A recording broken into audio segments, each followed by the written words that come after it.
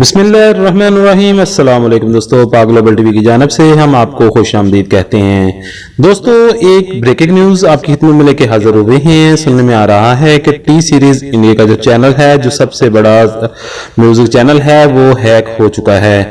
तो आज की वीडियो में हम आपको तफसील से इस वीडियो के बारे में बताएंगे कि टी सीरीज का जो चैनल है, यूट्यूब चैनल, वो हैक हुआ है या नहीं हुआ। तो वीडियो में आगे बढ़ने से पहले आप दोस्तों से रिक्वेस्ट है कि हमारा चैनल पाक ग्लोबल टीवी सब्सक्राइब कर लें और साथ लगे बेल आइकन को जरूर ऑन कर लें ताकि इस तरह की मजीद और इन्फॉर्मेटिव वीडियोस आपको बर वक्त मिलती रहें।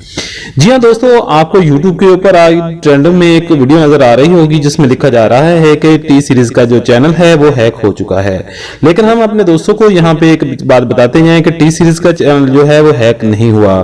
सिर्फ उन्होंने अपना लोगो चेंज किया है क्योंकि गुरु रंधावा का एक सॉन्ग अनकरीब आ रहा है जिसका टाइटल है नाच मेरी रानी, और उसका जो उन्होंने पोस्टर एक बनाया है वो इसी ही लोगों का है।